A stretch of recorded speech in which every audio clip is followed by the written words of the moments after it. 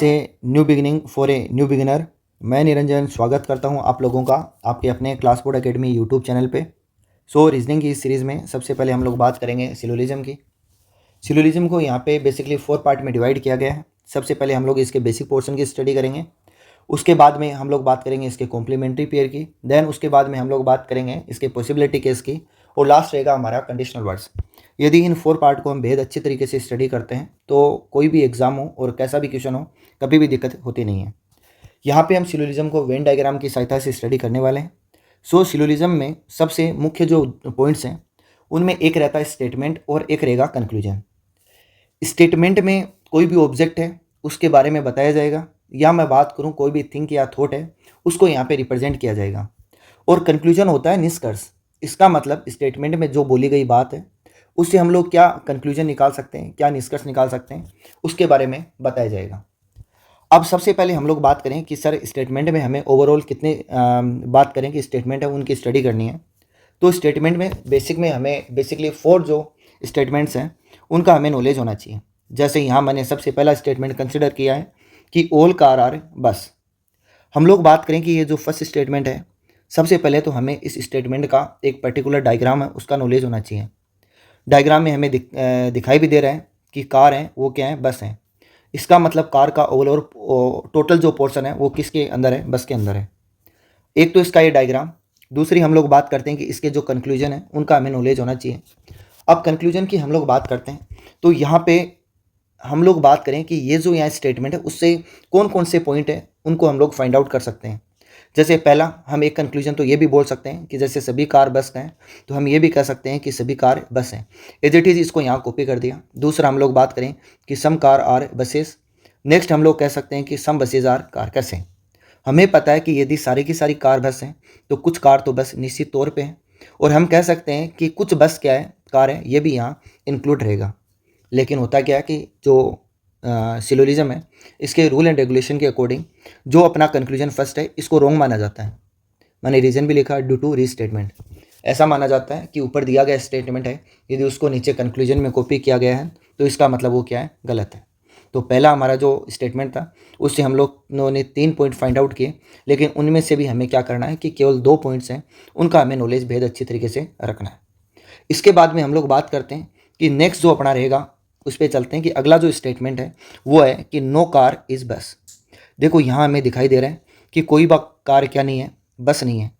एक देखो ये तो इसके टेक्निकल जो वर्ड्स हैं उनकी हम लोगों ने बात करी। एक अदर वे में हटके हम लोग बात करें तो यहाँ नज़र भी आ रहा है कि जो कार का यहाँ सर्कल है और बस का सर्कल है वो एक दूसरे से अटैच नहीं है। हम लोग अन्य शब्दों में बात करें कि सारी की सारी कार हैं उनकी लड़ाई किसके साथ में, टोटल बस के साथ में है। यहाँ से एक तो हमें इस डायग्राम का नॉलेज, दूसरा इस डायग्राम को देख करके या हम लोग बात करें इस स्टेटमेंट को देख करके हम लोग क्या क्या कंक्लूजन निकाल सकते हैं उस पर चलते हैं। पहला तो वही कि एज इट इज़ इसी को कॉपी कर दें। जैसे यहाँ कॉपी कर भी रखा है कि नो कार इस बस को हम लोगों ने क्या कर रखा है, कॉपी कर रखा है। लेकिन अकॉर्डिंग टू सिलोजिज्म रूल यहाँ से हम लोग बात करें कि ड्यू टू रीस्टेटमेंट जो फर्स्ट कंक्लूजन है इसको हम लोग कभी भी कंसिडर नहीं करते हैं। नेक्स्ट अगला पॉइंट हम लोग क्या बोल सकते हैं, हम ये भी बोल सकते हैं कि जस्ट इसका अपोजिट। कैसे? कि हमें पता है कि नो बस इस कार या नो कार इस बस है, तो हम उल्टा भी कहेंगे कि यहाँ से कि नो बस इज़ कार। तो यहाँ ये जो कंक्लूजन है ये इसमें इंक्लूडेड है। और क्या कह सकते हैं, हमें पता है कि टोटल कार की लड़ाई बस के साथ में, तो कुछ पार्ट की लड़ाई तो अपने आप ही होगी। या हम कहें कि टोटल पार्ट जो कार का है वो बस के साथ में अटैच नहीं है, तो कुछ तो अपने आप ही नहीं है। तो यहाँ से हम लोग क्या कर सकते हैं कि तीसरा कंक्लूजन निकाल सकते हैं कि सम कार आर नोट बस। इसका मतलब कुछ कार क्या नहीं है, बस नहीं है। नेक्स्ट हम लोग आगे बढ़ते हैं कि some buses are not car. हाँ जी, उल्टा भी कह सकते हैं, क्योंकि टोटल बस है, जो टोटल बस का पोर्शन है इसकी लड़ाई किसके साथ में, कार के साथ में। ऐसा है तो हम ये भी कह सकते हैं कि some buses are not car, some buses are not car. अब यहाँ से हमें 2 छोटे छोटे इंपॉर्टेंट पॉइंट्स हैं उनका नॉलेज भी होना चाहिए, क्योंकि बेसिकली ये कन्फ्यूजन चलता है कि यहाँ से नो कार इस बस से हम लोगों ने ऐसा क्यों नहीं निकाला कि कुछ कार बस हैं, या हमने ऐसा क्यों नहीं निकाला कि सारी की सारी कार बस हैं। लेकिन इस डायग्राम को देख करके जो पॉइंट हम लोग कह सकते हैं केवल उन्हीं को अपने को क्या करना है, कंसिडर करना है। जैसे मैं बात करता हूँ इसके कुछ इंपॉर्टेंट पॉइंट्स हैं। जैसे a positive statement always make a positive conclusion. इसका मतलब है यदि कहीं पे नेगेटिव स्टेटमेंट है तो उसके ऑलवेज नेगेटिव कंक्लूजन निकलेंगे। एग्जाम्पल के तौर पे मैं बात करूं कि नो कार इज बस, इसके आप किसी भी कंक्लूजन को देख लो, सारे के सारे नेगेटिव कंक्लूजन हैं। और हमारे पास में यदि मैं बात करूं कोई पॉजिटिव स्टेटमेंट होगा तो उसका हमेशा पॉजिटिव, और a negative statement always make a negative conclusion. कोई भी नेगेटिव स्टेटमेंट होगा उसका हमेशा एक नेगेटिव क्या होगा, कंक्लूजन निकलेगा। जैसे ये नेगेटिव स्टेटमेंट था तो इसका हमेशा क्या मिला, हमें नेगेटिव कंक्लूजन मिला। तो मैं उम्मीद करता हूँ कि नो कार इज बस जो सेकंड हमारा स्टेटमेंट है वो भी समझ में आया होगा। अब हम लोग बात करते हैं नेक्स्ट अगला जो इसका स्टेटमेंट है उसकी। नेक्स्ट जो स्टेटमेंट है वो कहता है कि सम कार आर बसेस, कुछ कार क्या है, बस हैं। हमने बोल दिया देखो कुछ कार क्या है, यहाँ से बस है, ये कार क्या है, यहाँ पे बस है। अब देखो इससे हम लोग क्या क्या कंक्लूजन निकाल सकते हैं।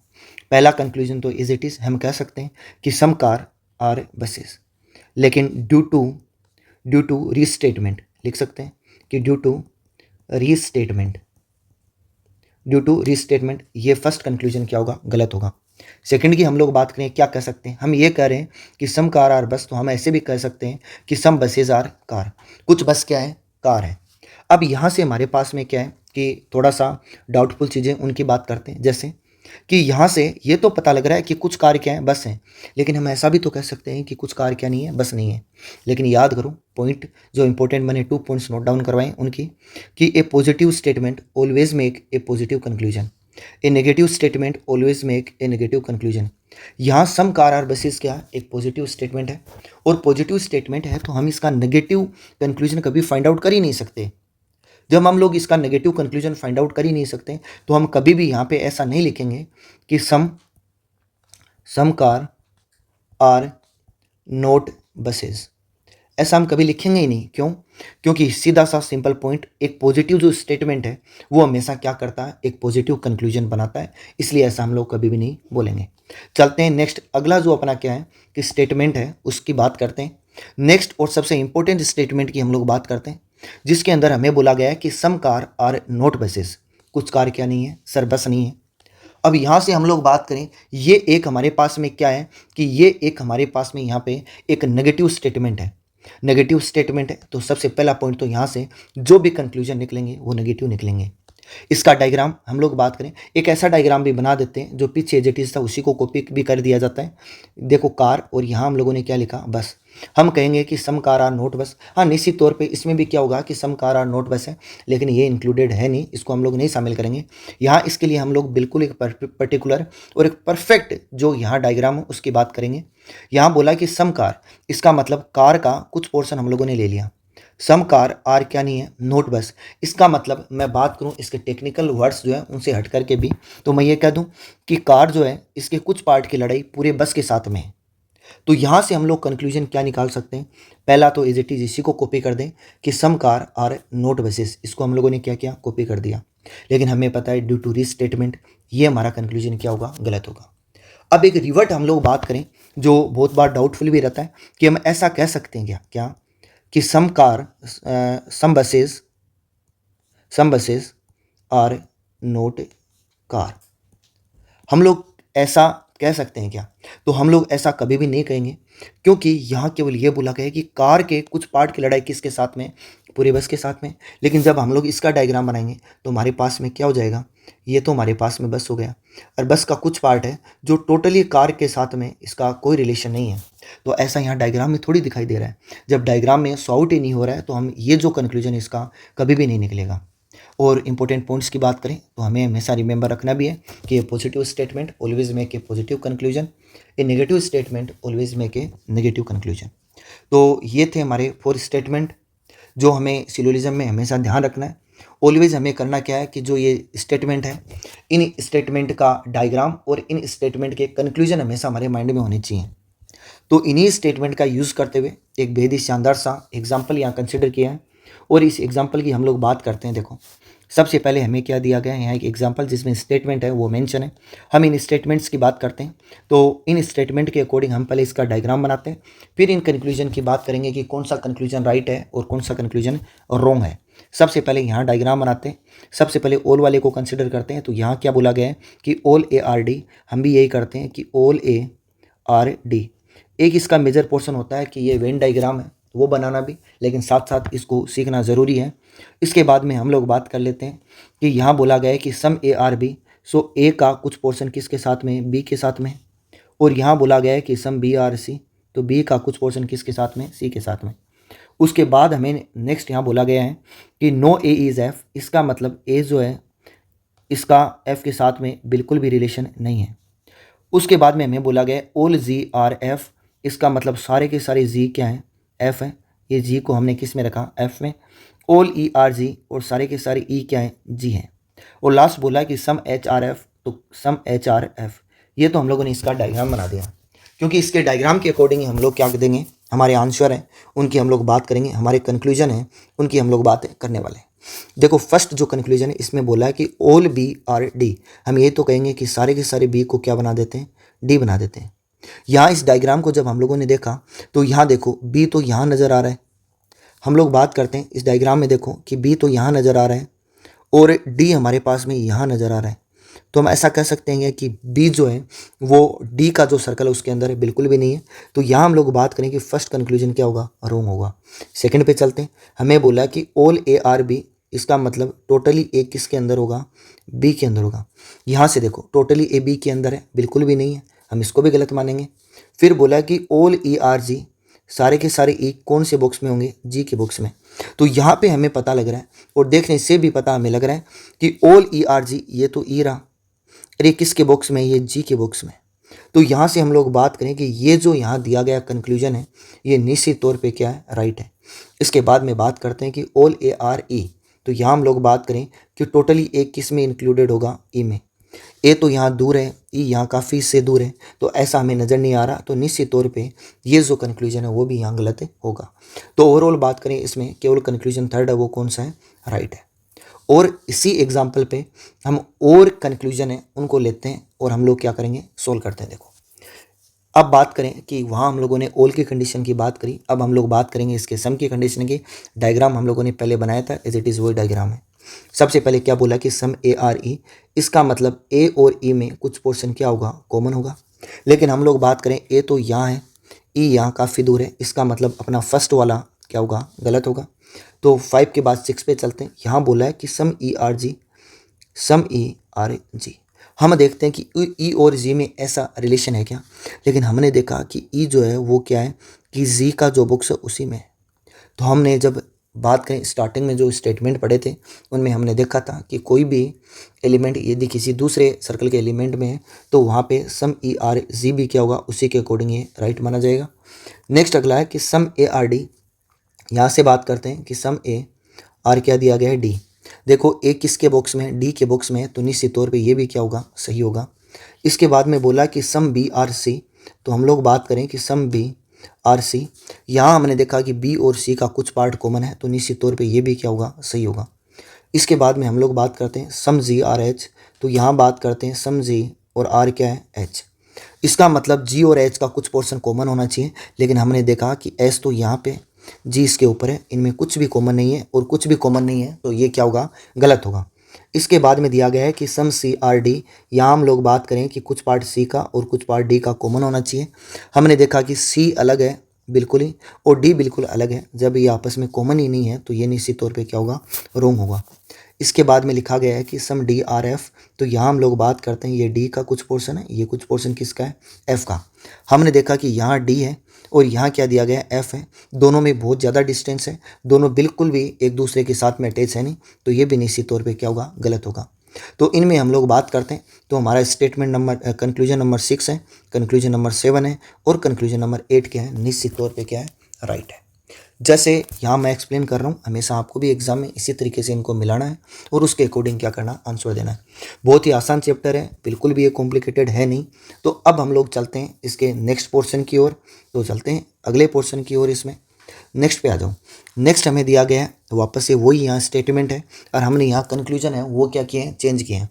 कंक्लूजन हम लोगों ने क्या किए हैं, यहाँ पे चेंज किए हैं। तो बात करते हैं, देखो सबसे पहले हमने ऑल से जितनी पॉसिबिलिटी बन रही थी ऑलमोस्ट उनको कवर किया। उसके बाद में सम से हम लोगों ने जितनी कंडीशंस बन रही थी उनको कवर किया। अब हम लोग किससे बात करेंगे, नो से हम लोग बात करने वाले कि इससे हमारे पास में कौन कौन सी कंडीशंस हैं वो बन रही हैं।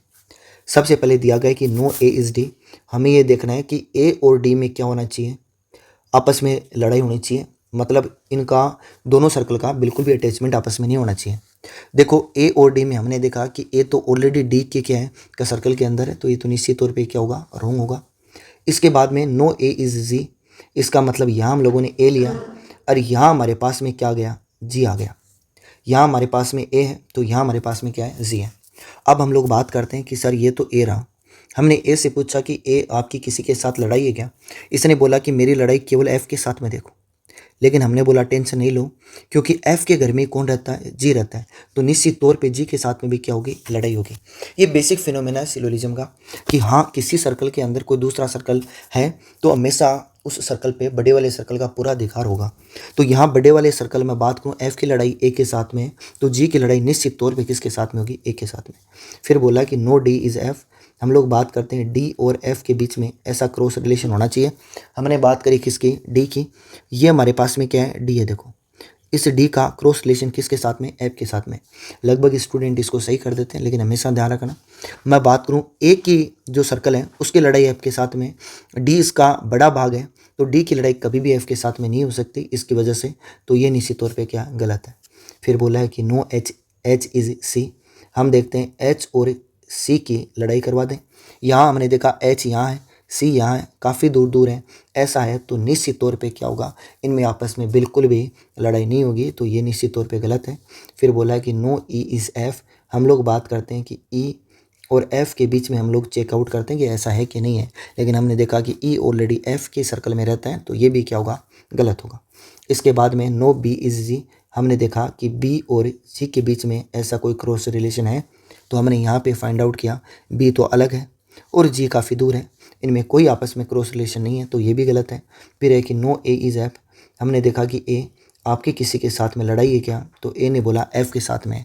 हमने देखा कि एफ जो सर्कल है उसी में कौन रहता है, ई भी रहता है, तो निश्चित तौर पे ई के साथ भी क्या होगी, लड़ाई होगी। नो ए इज़ एच, हमने देखा कि ए और एच की क्या करवा दें, आपस में लड़ाई करवा देते हैं।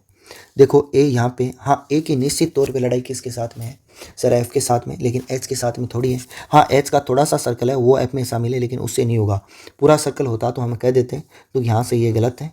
नो ई इज़ ए, हम देखते हैं कि ई और ए के बीच में क्या देखते हैं कि लड़ाई है कि नहीं है। हमने देखा कि ई के पूरे पोर्शन की किसी के साथ में लड़ाई है क्या, लेकिन हमने फाइंड आउट किया ई की तो नहीं है, लेकिन फिर हमने देखा कि ई जिस घर में रहता है एफ के घर में उसकी लड़ाई है, तो ई की तो अपने आप ही हो चुकी। जब ई की अपने आप हो चुकी तो किसके साथ में, एक के साथ में, और यही एग्जामिनर हमसे पूछना चाह रहे हैं। तो हम लोग बात करें कि यहाँ जो नो का केस है इसके अंदर हम लोगों ने देखा कि स्टेटमेंट 13, स्टेटमेंट 18 और स्टेटमेंट 20 की हम लोग बात करें कि ये स्टेटमेंट यहाँ पे राइट है। एग्जाम में भी आपको इसी बिहाव पे और इसी तरीके से इनको कंसिडर करते हुए सोल्व करना है। अब हम लोग बात करते हैं इसका जो लास्ट स्टेटमेंट है उसी को हम क्या करेंगे, कंक्लूजन में चेंज करते हुए हम लोग बात करते हैं नेक्स्ट आगे के पॉइंट की। तो हम लोग बात करें, यहाँ मैंने सम नोट का जो केस है उसको यहाँ कंसिडर किया है, एज इट इज़ वही स्टेटमेंट है, वो एज इट इज़ डायग्राम है। अब हम लोग बात करेंगे इन केस की। एग्जाम में हम लोग बात करेंगे यदि बेसिक इसकी स्ट्रक्चर है उससे यदि क्वेश्चन बनता है तो हमेशा सम और नोट का जो केस है उसी से क्वेश्चन पूछा जाता है, थोड़ा कॉम्प्लिकेटेड भी पड़ता है, लेकिन मैंने जो तरीका बताया कि सबसे पहले आपको दिए गए कंक्लूजन का डायग्राम बनाना है। ये डायग्राम आपको किस में रीड आउट करना है, स्टेटमेंट में आपको रीड आउट करना है तो बेहद अच्छी बात है, यदि नहीं है तो हम उसको क्या मानेंगे, गलत। लेकिन कई बार हमें इसका मीनिंग भी पता होना चाहिए, वो भी हमारे लिए क्या है, कंपलसरी है। अब हम लोग बात करते हैं सबसे पहला 21 जो कंक्लूजन है उसकी। इसमें बोला गया है कि सम ए आर नोट एफ, यहाँ से हम क्या कहेंगे कि सम ए, इसका मतलब ए का कुछ पोर्शन है, इसकी लड़ाई किसके साथ में, टोटल एफ के साथ में। हमने यहाँ ए से पूछा कि ए आपकी किसी के साथ लड़ाई है, तो इसने एक सिंपल और साधारण शब्दों में कहा कि सम को छोड़ो, मेरी तो टोटल पार्ट की लड़ाई किसके साथ में, एफ के साथ में। हमने बोला कि फिट है काम, हमारा काम हो चुका, क्योंकि हमें तो ए का कुछ पार्ट चाहिए था जो लड़ाई करे। इसने बोला कुछ क्या, मेरा तो पूरा ही पार्ट है जो क्या कर रहा है, लड़ाई कर रहा है। यहाँ चलते हैं सम बी आर नोट जी, हम बी का कुछ पार्ट लेते हैं जिसकी लड़ाई किसके साथ में, सर जी के साथ में। हम आए बी का कुछ पार्ट किसी से लड़ाई कर रहा है, तो हमने देखा कि बी का ये पार्ट है जो किस में, ए में। हाँ ये निश्चित तौर पे क्या करेगा, लड़ाई करेगा, तो हमें बी का कुछ पार्ट मिल गया जो लड़ाई कर रहा है। करना किसी चाहिए, सर टोटल जी से। हमने बोला कि कर तो रहा लेकिन एफ से कर रहा है, और हमने देखा एफ के घर में कौन रहता है, जी रहता है, इसका मतलब जी के साथ भी इसकी लड़ाई है, तो ये भी क्या है यहाँ पे सही है। इसके बाद में हम लोग बात करते हैं कि सम ई आर नोट डी, यहाँ इसको कंसिडर करते हैं कि सम ई का कुछ पार्ट लड़ाई कर रहा है किससे, टोटल डी से। पहले तो हमने डी के सर्कल को देखा कि डी का सर्कल है वो टोटली किसी से लड़ाई कर रहा है क्या। देखो डी का ये सर्कल है, हमने देखा कि डी का जो फुली सर्कल है वो किसी से भी लड़ाई नहीं कर रहा। तो और यहाँ क्या बोल रहा है कि ई की लड़ाई पूरे डी से होनी चाहिए, ऐसा है ही नहीं। तो ये तो देखते क्या हो जाएगा, गलत हो जाएगा। फिर क्या बोला है कि सम डी आर नोट जी। हमने देखा कि डी का कुछ पार्ट है, डी का क्या है, कुछ पार्ट है जो लड़ाई कर रहा है किसके साथ में, टोटली जी के साथ में। यहाँ से हम लोगों ने चेकआउट किया तो हमें पता चला कि डी का कुछ पार्ट, देखो ए किसके घर में रहता है, डी के घर में। तो डी का कुछ पार्ट हम ए को मान लेते हैं जिसकी लड़ाई किसके साथ होनी चाहिए, जी के साथ में। हमने देखा कि इसकी लड़ाई एफ के साथ में है, एफ के साथ में, तो जी के साथ तो अपने आप ही हो चुकी क्योंकि जी किसके घर में रहता है, एफ के घर में रहता है इसलिए। तो यहाँ पे हम लोग बात करें कि ये जो स्टेट कंक्लूजन दिया गया है ये निश्चित तौर पर क्या है, राइट है। इसके बाद में सम ए आर नोट सी की हम लोग बात कर लेते हैं कि ए का कुछ पार्ट है उसकी लड़ाई है किसके साथ में, टोटली सी के साथ में। हमने देखा कि सी तो एकमात्र या और भी है, हम लोग बात करें कि ऐसा ऑब्जेक्ट है जिसकी किसी के साथ भी लड़ाई नहीं है। तो यहाँ तो ये निश्चित तौर पे क्या है, गलत है। फिर बोला कि some B are not H, हमने बी का कुछ पार्ट लिया जिसकी लड़ाई है किसके साथ में, पूरे एच के साथ में। तो यहाँ से हम लोगों ने देखा कि बी की लड़ाई किसके साथ में, पूरे एच के साथ में। तो बी की लड़ाई, बी के कुछ पार्ट की लड़ाई एच के, हाँ बी का कुछ पार्ट है लेकिन टोटली एच के साथ में वो क्या है कि इस तरीके से रिलेशन में है नहीं, तो ये तो यहाँ गलत हो जाएगा। फिर क्या बोला कि सम एच आर नोट ए, हमने क्या किया, एच का कुछ पार्ट लिया और इसकी लड़ाई किससे होनी चाहिए, पूरे ए से। देखो एच का कुछ पार्ट ये रहा, इसकी लड़ाई किससे, पूरे ए के साथ में है सर, निश्चित तौर पे, क्योंकि एच का ये पार्ट एफ के साथ में रिलेशन में है तो निश्चित तौर पे ए के साथ में क्या है, लड़ाई में है। तो इसका मतलब ये सही है। सम जी आर नोट ई, हम यहाँ से देखते हैं कि सर जी का कुछ पार्ट, जी का कुछ पार्ट क्या है कि लड़ाई कर रहा है ई के साथ में। हम कहेंगे कि ऐसा पॉसिबल ही नहीं हो सकता क्योंकि जी है, जी जो है उसी के घर में कौन रह रहा है, ई रह रहा है इसलिए। इसके बाद में अपना लास्ट जो कंक्लूजन उस पर चलते हैं जिसमें बोला है कि सम एच, इसका मतलब हमें क्या करना, एच का कुछ पोर्शन लेना है, उसकी लड़ाई करवा दो, किसके साथ में करवाते हैं, देखो जी के साथ में, और टोटली जी के साथ में। हमने देखा कि एच की किसी के साथ लड़ाई है क्या, हमने देखा कि एफ के साथ में एक पोर्शन शो हो रहा है जो एक के साथ में है लेकिन जी के साथ थोड़ी लड़ाई है इसकी, बिल्कुल भी नहीं है। तो यहाँ ये क्या होगा, गलत होगा। तो ये स्टेटमेंट का एक बिल्कुल बेसिक सा जो फिनोमेना है हम लोगों ने कंसिडर किया, उसके एक बेहद ही शानदार सा एग्जाम्पल लेके उसको हम लोगों ने सोल्व भी किया। तो I think it's a very beneficial for all the students जिन्होंने अभी बिगिनिंग ही की है। ये चैप्टर थोड़ा सा एग्ज़ाम के बिहाफ पे थोड़ा कॉम्प्लिकेटेड भी रहता है लेकिन जो बेसिक कॉन्सेप्ट मैंने बताए हैं एक सिंपल लैंग्वेज में, इसको आप लोगों को कंसिडर करना है और इस वीडियो को अच्छी तरीके से रीड आउट आप लोगों को करना है। So thanks to all.